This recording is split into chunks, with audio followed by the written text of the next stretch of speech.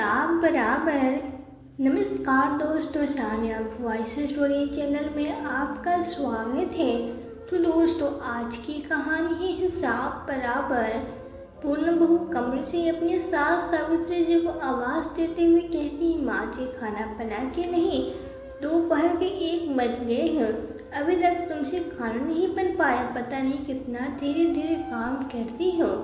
रसोई में काम कर रही सावित्री जी बहू को आवाज़ देते हुए कहती, बहू सब्जी तो बन गई है, आटा गूंथ रही हूँ, बस रोटी सेकने ही वाली हूँ। तुम रसोई में आकर अपने लिए खाना परोस लो। कमरे में पलंग पे लेटी हुई पूनम कहती है, मैं क्यों खाना परोसूं, थाली लगाकर मुझे कमरे में ही दे जाओ। पूनम अपने हाथ में मेहंदी नहीं लगा रखी है जो मुझे खाना परोस कर भी नहीं दे सकती। जल्दी करो, मुझे बहुत तेज भूख लग रही है। तभी सावित्री जी के पति किशोर जी की आवाज़ आती है, भाग्यवान बहुत तेज भूख लगी है, डॉक्टर ने तो दवाई दी थी, इसे खाना खाने के बाद ही खाना है। पहले खाना दे दो, उसके बाद ही दवाई खाऊंगा। वैसे भी आज तुम मुझे डॉक्टर के पास दिखाने ले गई थी, जिसकी वजह से खाना बनाने में तुम्हें देरी हो गई। ससुर जी की बात सुनकर पूनम कमरे से निकलकर रसोई के दरवाजे पे आकर खड़ी हो गई और आंखें तरेरते हुए अपनी सास को कहने लगी, माँ जी कमरे से बुढ़ऊ चिल्ला रहा है, उसको खाने के लिए 1 रोटी दे आओ। उस बुढ़ी ने मेरा जीना मुश्किल कर दिया है। एक तो हर हफ्ते इसको डॉक्टर के पास भेजो इलाज कराने के लिए, और दूसरा समय से खाने के लिए भी दो। इस बुढ़ी की वजह से मैं अपने मायके वालों को भी नहीं बुला पाती हूँ, पूरा टाइम बीमार पड़ा रहता है। कितनी बार तुम्हारी बेटी से कहा है कि बूढ़े को वृद्धाश्रम भेज दो। एक तो बीमार, ऊपर से इसकी वजह से पूरे दिन बुढ़िया इसी की सेवा में लगी रहती हैं। ऊपर से कमरे में लेटे शोर अलग मचाता रहता है। मेरे मायके से 4 लोग आएंगे और देखेंगे कैसे फटीचर ससुर है। तो मैं एक जज की बेटी हूँ, मुझे मेरे मायके में सभी इतने पैसे वाले हैं और ससुराल में ससुर भिखारी की तरह मिलते हैं। बहू की करेले की तरह कर भी बातें सुनकर सावित्री जी की आंखों में आंसू आ गए। सावित्री जी सोचने लगती है कि मैं घर का सारा काम करती हूँ, बहू को पलंग पर बैठाकर खाना खिलाती हूँ, अपने बूढ़े बीमार पति की सेवा करती हूँ, उस पर भी बहू हम दोनों पर इतना चिल्लाती हैं। न इस घर में मेरा कोई मान सम्मान है, न मेरे पति का कहने को तो यह घर मेरा है, लेकिन बहू के आने के बाद अपना घर ही पराया लगने लगा है। बहू बात में मेरे पति का और मेरा अपमान करते हैं। भले मेरे पति बीमार है तो क्या उनकी कोई इज्जत नहीं है। पूरे दिन काम में करती हूँ और बहू पलंग तोड़ती रहती है। जब मुझसे यह सब बर्दाश्त नहीं होगा, इसलिए सावित्री जी एक निर्णय लेती है। दूसरे दिन बहू पूनम कमरे से जब बाहर निकलती है तो देखती है उसकी सास एक हाथ में बैग लिए और एक हाथ में अपने पति को पकड़कर घर से बाहर जा रहे थे। क्या देखकर पूनम चौंक जाती और कहती है, माँ जी सामान लेकर कहाँ चले। सावित्री जी कहती है, बहू तुम कहती थी ना मेरे पति को वृद्धाश्रम भेज दो, इसलिए मेरे पति को वृद्धाश्रम भेजने जा रही हूँ। ये सुनकर पूनम खुश हो जाती है। यह तो माँ जी तुमने बहुत अच्छा निर्णय लिया है। चलो अच्छा है, जल्दी से इसे छोड़कर वापस आ जाना। इसी खुशी में आज का नाश्ता मैं बना लूँगी, दोपहर के खाने तक वापस आ जाना, क्योंकि खाना तो तुम्हें बनाना पड़ेगा, मैं खाना नहीं बना पाऊँगी। सावित्री जी कहती है, बहू आपसे खाना बनाने की आदत डाल लो, क्योंकि मैं वापस नहीं आऊँगी। अपने पति के साथ मैं हमेशा के लिए वृद्धाश्रम जा रही हूँ और अपने पति के साथ वृद्धाश्रम में ही रहूँगी। पूनम गुस्से से कहती है, तुम कहीं नहीं जाओगे और तुम्हें इस घर से जाने की क्या ज़रूरत है। तुम इसी घर में रहो, तुम्हारे हाथ पैर तो सही सलामत है। अरे दिक्कत तो उस बुढ़े के हाथ पैर में है, उसको ही अकेले वृद्धाश्रम जाने दो। तुम चली जाओगे तो घर में काम कौन करेगा। बहू के स्वार्थ भरी बातें सुनकर के सावित्री जी कड़क आवाज़ में कहती है, बहू मैंने अपने पति का सुख में साथ दिया है तो अब दुख में भी साथ दूँगी। मैं पूरी ज़िंदगी उनके साथ बिताए हैं, अब उनकी तकलीफ में उनका साथ नहीं छोड़ सकती हूँ। जब मेरे पति वृद्धाश्रम में रहेंगे तो मैं भी उनके साथ वृद्धाश्रम में ही रहूँगी। उनकी देखभाल करूंगी। मैं अपने पति के बिना कहीं नहीं रहूंगी। बहू पूनम सास पर चिल्ला पड़ती है कि अगर तुम चली जाओगी तो घर का काम कौन करेगा, खाना कौन बनाएगा। मैं अपने बड़े घर की बेटी हूँ। मेरी डैड जज है। अपने घर में मैंने कभी खाना नहीं बनाया ही। मेरे डैडी के घर में नौकर चाकर थे, वही खाना बनाते थे। अब तुम इस घर में खाना बनाती हो, तुम कहीं नहीं जाओगी। लेकिन सावित्री जी फिर से वही बात कहती हैं, मैं वही रहूँगी जहाँ मेरे पति रहेंगे। चाहे भूखी रहूँ, चाहे प्यासी रहूँ, सुख में रहूँ या दुख में रहूँ, लेकिन अपने पति के पास ही रहूँगी। यह कहकर वो अपने पति का हाथ पकड़कर वृद्धाश्रम की तरफ निकल पड़ती है। रास्ते में थक हार कर एक पेड़ के नीचे बैठ जाती है और सोचने लगती है कि मेरे दो बेटे हैं, 2 बहुएं हैं, लेकिन एक भी बेटा बहू अपने बूढ़े बीमार माता पिता को अपने साथ रखने के लिए तैयार नहीं है। और उस दिन को याद करती है जिस दिन वो अपने बच्चों को पढ़ाने के लिए गांव से शहर लेकर आए थे। शादी के 5 साल बाद उनके पति अपने दोनों बच्चों और पत्नी को शहर में लाकर आ गए थे। एक किराए का कमरा लिया था। सावित्री जी के पति किशोर जी मजदूरी का काम करते थे, लेकिन उनके सामने सपने बहुत बड़े थे। वो बहुत ही मेहनती थे, अपने बच्चों को बहुत पढ़ाना चाहते थे। वो नहीं चाहते थे कि उनके बच्चों को मजदूरी करनी पड़े, बल्कि एक अच्छी सी नौकरी करें, बड़े ऑफिस में बैठे एक अच्छी ज़िंदगी जिए। इसलिए हालात ना होते भी हमने अपने बच्चों को बहुत अच्छी शिक्षा दिलाई। जबकि बहुत से लोग ऐसे भी होते हैं, वो जो काम कर रहे होते हैं अपने बच्चों को भी वही कराने लगते हैं। मेहनत मजदूरी करते हैं तो बच्चों को भी वही कराने लगते हैं। लेकिन मेरे पति का सपना था कि बच्चे अच्छे से पढ़ाई लिखाई करें, मेरी तरह मजदूरी ना करें, मेरे बेटे अच्छी नौकरी करें। इसलिए वो अपने बच्चों को गांव से शहर ले आए। शहर में वो अपनी साइकिल लेकर सुबह शाम सैर पर निकल जाते थे, साथ ही अपने खाने का डब्बा भी साथ ले जाते थे। सुबह से लेकर रात तक मजदूरी का काम करते थे। जहाँ काम मिलता उधर काम करने चले जाते थे। कभी तो उन्हें उस शहर से दूर भी मजदूरी करने जाना पड़ता था। कितनी बार तो ऐसा होता था कि मेरे पति को काम ही नहीं मिलता था, खाने पीने की भी समस्या होती थी, रूखा सूखा खाकर सो जाते थे। फिर भी अपने बच्चों को मेरे पति ने बहुत अच्छी तरह से पढ़ाया लिखाया। मैं भी अपने पति का साथ देने के लिए आसपास के घरों में काम करना शुरू कर दिया, जिससे कुछ पैसे आएंगे और मेरे बच्चों की पढ़ाई में काम आएंगे। हम दोनों पति पत्नी ने जी तोड़ मेहनत मजदूरी की, किस्मत ने साथ दिया। मेरे दोनों बेटों की नौकरी लग गई, बड़े बेटे अफसर बन गए। इतने बरस काम करते करते मेरे पति भी एक बढ़िया कारीगर बन गए थे और उनको बड़े बड़े ऑर्डर मिलने लग गए। उनके हाथ की मजदूरी में बहुत सफाई थी, पैसे भी अच्छे मिलते थे। धीरे धीरे करके हमने अपने शहर में 2 घर खरीद लिया। मेरे पति ने अपने दोनों बेटों के लिए अलग अलग घर खरीद लिए थे। यही मेरे पति ने जिंदगी की सबसे बड़ी गलती कर दी थी कि अपनी सारी जमा पूंजी से घर खरीद कर बच्चों के नाम कर दिए थे। अपने नाम पे कुछ भी नहीं रखा था। सोचा था बाद में प्रॉपर्टी बच्चों को ही देनी है, तो अभी से ही घर खरीद कर बच्चों के नाम कर देते हैं। अपने नाम क्या करना, इसलिए 2 घर बनवाए और एक घर दोनों बेटों के रहने को दे दिया।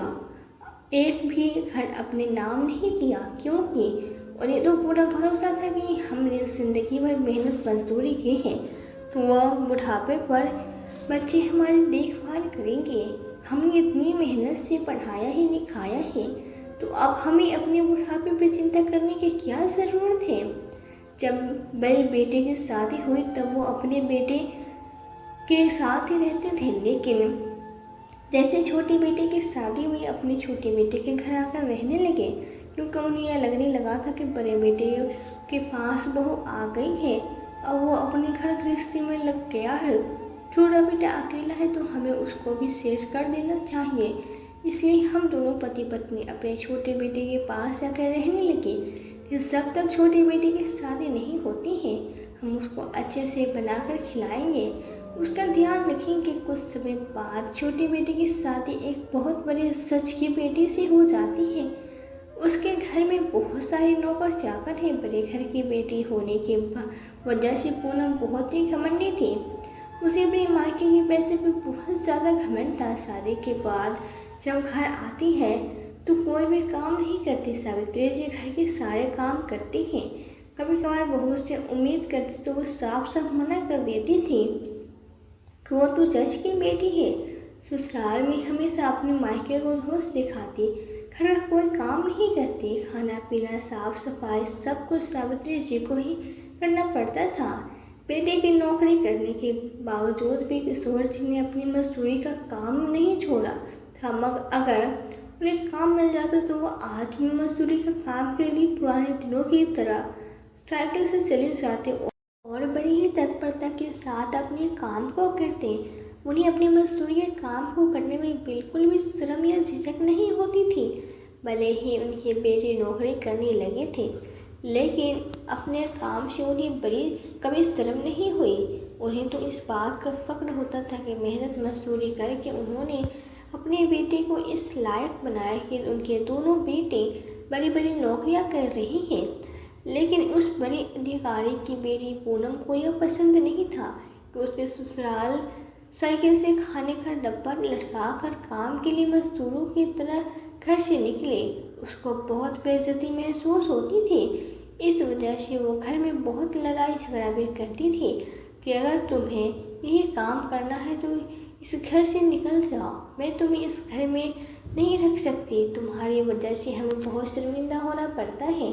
अरे मेरी मायके से कोई आएगा तुम्हें इस तरह से साइकिल पर डब्बा लटका कर जाते हुए देखेगा तो क्या सोचेंगे कि कैसे भिखारी ससुर हैं।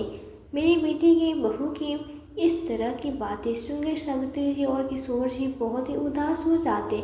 वो अपने बेटे को फ़ोन करते हैं कि बेटा हम तुम्हारे पास आ रहे हैं। लेकिन बड़ा बेटा इतना सुनते ही तबाक से बोलता है मेरे पास आने की क्या ज़रूरत है, मेरा घर छोटा है, मेरे घर में तो बच्चे भी हैं, छोटे भाई के घर में तो अभी बच्चे नहीं हैं, तो उधर ही रहो। मेरे घर में इतनी जगह नहीं है कि मैं तुम दोनों को इस घर में रख सकूं। और अपने माता पिता को अपने पास रखने से बड़ा बेटा साफ साफ मना कर देता है। कभी कभी सावित्री जी अपने पति से कहती है कि अब तुम्हारी उम्र हो गई है, तुम्हें काम में जाने की क्या ज़रूरत है, छोड़ दो ये सारे काम, तुम्हारी बहू को भी पसंद नहीं है। बहू बहुत कला करती है, बहुत चिल्लाती है कि मेरी बेइज्जती करते हो, तुम दोनों काम वाली की तरह लगते हो। तो किशोर जी कहते हैं कि जब तक हाथ पैर चल रहे हैं तब तक काम करता रहूँगा, फिर बैठ कर क्या करूँगा, मुझे तो काम करने की आदत है। खुद तो इस बात का है कि अपने बेटे को इतना पढ़ाया लिखाया, हमारा एक भी बेटा यह नहीं करता कि पिता से अब तुम्हें काम करने की क्या ज़रूरत है, तुम्हें बहुत काम कर लिया, अब तुम्हारे काम करने की उम्र चली गई है, आराम करो, हम दोनों काम कर रहे हैं ना, आप लोग बैठकर खाओ। माता पिता से उन्हें कोई लेना देना नहीं था, बल्कि माता पिता से अब उन्हें सीट होने लगी थी। उनकी नाक कट जाती है अगर वो कहीं पे अपनी माता पिता को लेकर जाते हैं या उनका परिचय करवाते हैं। कैसी भी वंदना है, जब तक वो काम करते रहे तब तक तो सब ठीक था।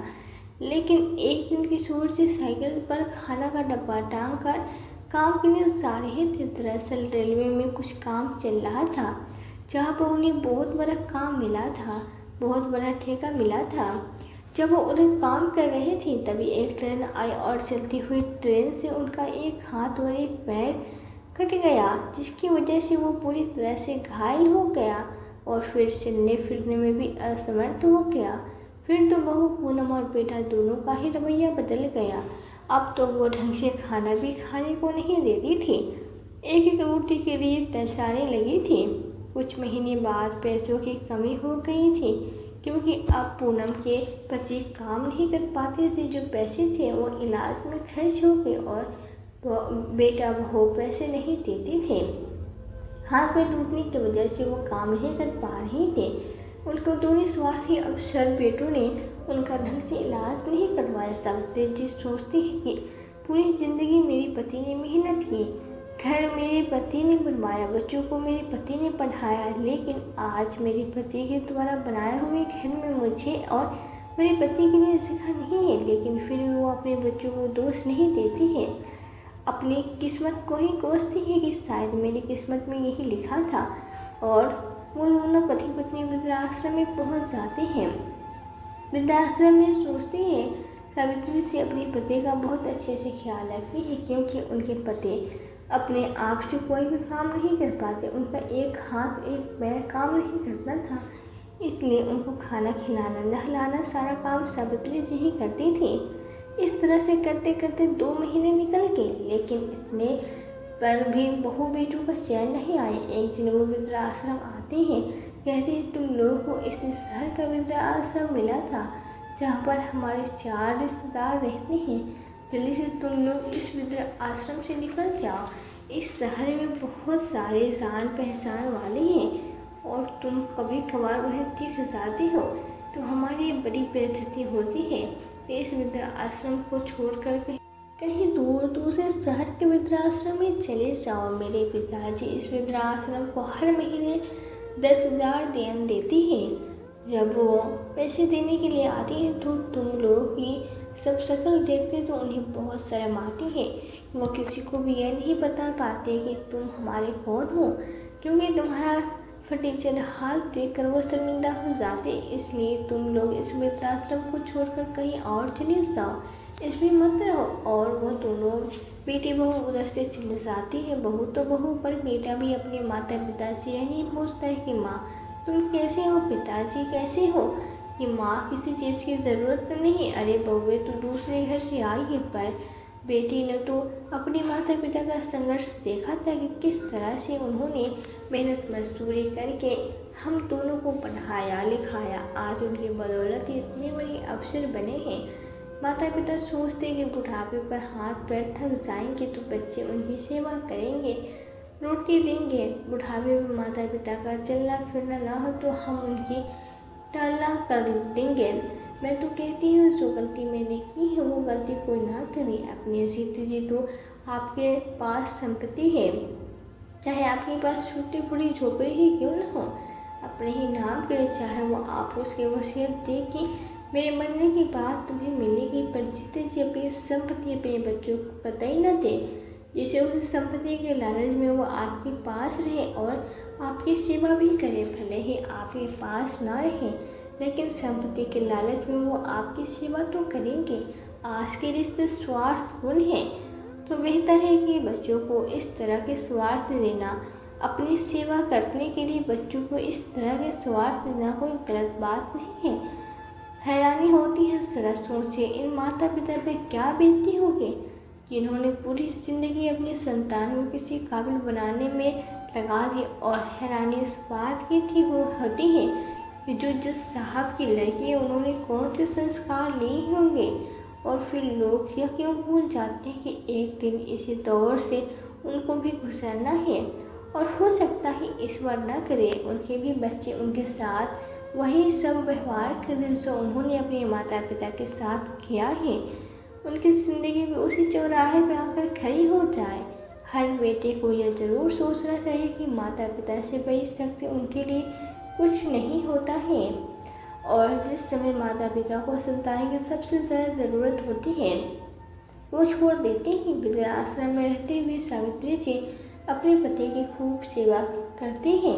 उनकी सेवा और वृद्धाश्रम के सहयोग से किशोर जी कुछ ही दिनों में चलने फिरने लगते हैं और 5-6 महीने में ऐसा हो जाता है कि वो खुद से सारे काम करने लगते हैं। एक दिन वृद्धाश्रम के पास में नई बिल्डिंग बनने का काम चल रहा था। बिल्डिंग में काम तो चल रहा था, लेकिन कुछ गड़बड़ कंस्ट्रक्शन हो गया था, जिसकी वजह से तोड़ फोड़ के जा रही थी। किशोर बाबू जब पास जाकर देखते हैं तो सारी चीज़ों को अच्छी तरह से देखने के बाद वहाँ काम करने वाले लोगों को सलाह देते हैं। जब उनकी सलाह सभी लोग मानते हैं तो बिगड़ा हुआ काम बन जाता है और बिल्डिंग की तोड़ फोड़ भी नहीं करनी पड़ती है, जिसे देखकर बिल्डिंग का मालिक और सब बड़े आश्चर्यचकित होते हैं और किशोर जी को धन्यवाद देते हैं तो कहते हैं उनका तो पूरी ज़िंदगी इसी काम का रहा है। अब हाथ पैरों की वजह से वो भले काम न कर सकते हैं, लेकिन अनुभव बहुत ज़्यादा है। काम करने वाला ठेकेदार कहता है कि मैं आपको इस बिल्डिंग का ठेका देता हूँ, आप बस बैठे बैठे देखते रहना, कहाँ से क्या करना है, इसके मैं आपको अच्छे खासे पैसे भी दूंगा। किशोर जी खुशी खुशी काम करने के लिए तैयार हो जाते हैं। एक तो उनकी पसंद का काम मिल रहा था, ऊपर से पैसे भी मिलेंगे और उन्हें इस वक्त पैसों की बहुत ज़्यादा ज़रूरत थी। ऐसे कुछ तरह से पूरा साल वृद्धाश्रम में निकल जाता है।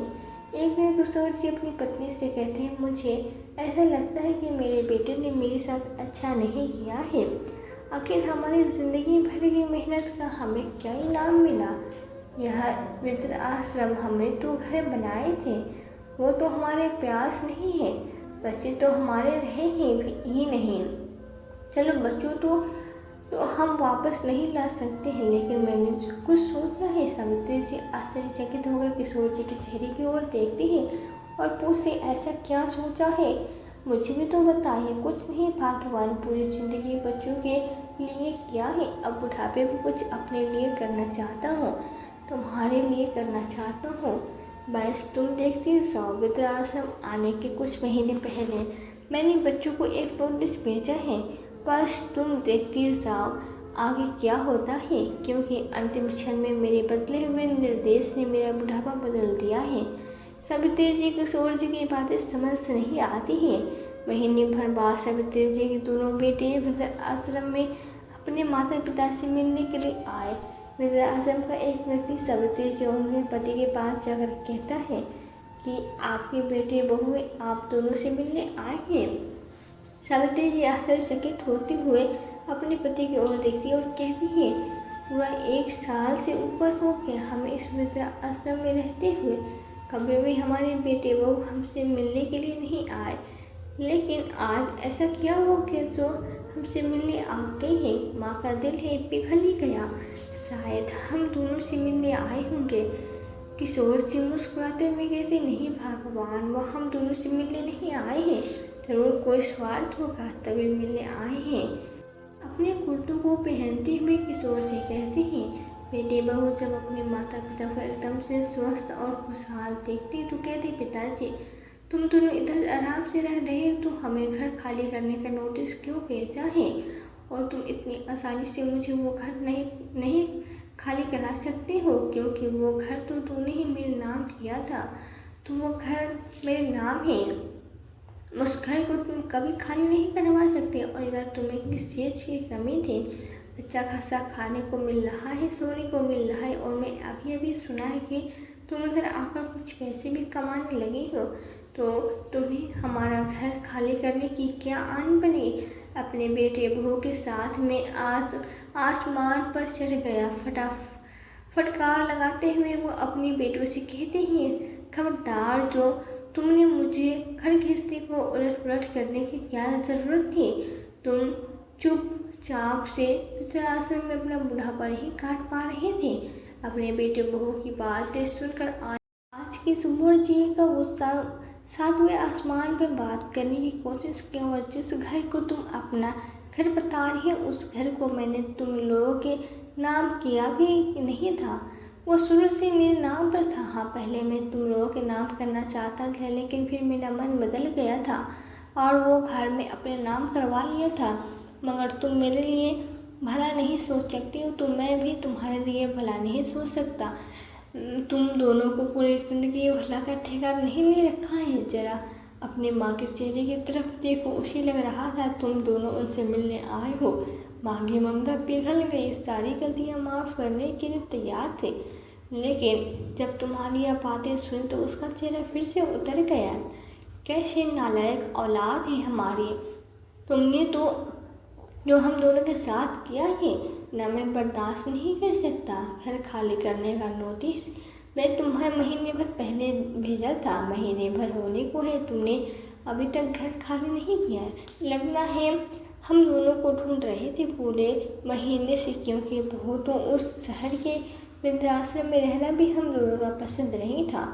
क्यों बहू, सही कहा न मैंने। अपने ससुर की बातें सुनकर पूनम कुछ बोल ना सकी। बहू बेटे के असली रूप को देखकर आज सावित्री से भी चुप नहीं रहती और बहू को फटकार लगाते हुए कहती है, बहू तुम लोगों के पास पैसों की क्या कमी, तुम्हारे पिताजी सच है, तुम लोगों को अच्छा खासा कमाते हो, मेरे घर में रहकर क्या करोगे, मेरा घर मुझे वापस करो। जब मुझे वृद्धाश्रम में ही रहना है तो मैं अपने घर को ही वृद्धाश्रम बनाऊंगी। वैसे भी तुमने पूरी ज़िंदगी अपने मायके के पैसों की घोस्ट मुझे दिखाई है, तो अपने मायके के पैसों ही से नया घर खरीद लेना। और मेरे पति ने घर खाली करने का नोटिस भेजकर बहुत अच्छा निर्णय लिया है और मैं इसलिए उनके साथ हूँ। इतना कहकर सावित्री जी अपने पति का हाथ पकड़कर कमरे की तरफ चल देती है। आज अपनी सासू माँ के तेवर को देखकर दोनों बेटे बहुएं भी दंग रह गई, क्योंकि इससे पहले उन्होंने कभी अपनी माँ का ऐसा रूप नहीं देखा था। पीछे से दोनों बेटे हाथ जोड़कर दौड़ पड़ते हैं और कहते हैं, माँ ऐसा मत करो, हमारा बसा बसाया घर है, पूरी घर गृहस्थी उसी में रखी है, अगर हमें घर से निकाल दोगे तो हम कहाँ जाएंगे, हमारे पास सभी इतना बजट नहीं है कि अपने पसंद का घर ले सकूं। बहू यह सब मुझे नहीं पता, तो वह तो तुम्हारी समस्या है, तुम जानो। जब तक लोगों ने हमारी समस्या नहीं समझी तो हम भी तुम्हारी समस्या को नहीं समझेंगे। और दोबारा मुझे किसी भी तरह की उम्मीद मत रखना, निकल जाओ इस वृद्धाश्रम से। हम 4 दिन बाद आएंगे, पूरे घर को मैनेज के हिसाब से वृद्धाश्रम बनाएंगे। सारी वृद्धाश्रम की व्यवस्था अपने दोनों घर में करूँगी, उसके पहले तुम लोग खाली कर देना, वरना तुम्हें तो पता है नोटिस कितने मिलने के बाद भी तुमने महीने भर तक घर खाली नहीं किया। पुलिस तुम्हारे सामान को घर से निकाल कर फेंक देती है, इसलिए चुपचाप से तुम दोनों हमारा घर खाली कर देना। अब तो हम दोनों अपने घर में वृद्धाश्रम बनाएंगे। और पूनम बहू, तुम्हें अपने ससुर जी का वृद्धाश्रम में भेजने का बहुत शौक था ना, अब जिस घर में तुम रहती हो उसी घर को मैं वृद्धाश्रम बना लूँगी। अपने साथ साथ और भी बड़े बुजुर्गों रखूँगी। बेटे बहू जिस घर में रहती हैं वो उस घर को छुड़वा नहीं सकते हैं, चाहते थे, क्योंकि वो शहर के बीचों बीच बना हुआ था। उन घरों की कीमत करोड़ों में है, इसलिए वो माँ के फिर से मिलते करते हैं। पूनम भी कहती है, माँ जी आप चाहे तो उसी घर में पिताजी को वापस लेकर जाइए, हमसे छत पे एक कमरा भी बनवा दिया है, आप लोग आराम से उसमें रहिए, हम कुछ नहीं कहेंगे। क्यों बहू, हम छत पे क्यों रहेंगे, पूरा पूरा घर मेरा है, तो हम तो नीचे ही रहेंगे। अगर तुम्हें रहना है तो छत वाले कमरे में रहो, नहीं छत वाले कमरे में रहने की भी तुम्हें ज़रूरत क्या है, तुम्हारे मायके में तो बहुत सारा पैसा है, हमेशा अपने मायके के पैसे का तुम्हें घमंड दिखाया है। और तुम्हारे पिताजी तो जज है और अपने पिताजी से पैसे लेकर घर बनवा लो। माँ जी अब मेरे मायके में भी भाइयों की शादी हो गई है, 2 भाभियाँ आ गई है, पिताजी का एक भी पैसा नहीं दे पाएंगे, लेकिन आप तो हमारे सास ससुर हैं, आपका फर्ज बनता है अपनी संपत्ति बच्चों को देना। इस बार सावित्री जी नाराज होते हुए कहती हैं, तुम लोग जाती हो बुलाओ पुलिस को, मुझे मेरे फर्ज याद दिलाओगे, तुम लोगों ने तो अपने एक फर्ज निभाया नहीं किया और मुझे ज्ञान देने के लिए आ गई हो। और कुछ ही दिनों में सावित्री जी किशोर जी अपने दोनों बेटों को घर को खाली करवा लेते हैं और आराम से वृद्धाश्रम बनाकर एक घर में रहते हैं और उस घर को किराए पर कर देते हैं। अपने सास के तेवर को देखकर दोनों बेटे बहुओं ने भी अपना सब कुछ लेकर वापस लौट जाते हैं। तो दोस्तों आपको ये कहानी कैसी लगी कमेंट बॉक्स में ज़रूर बताएं। कहानी पसंद आए तो वीडियो को like, Sania voice story channel को सब्सक्राइब करना ना भूलें। फिर मिलते हैं आपसे एक नई कहानी में, तब तक के लिए जय हिंद जय भारत।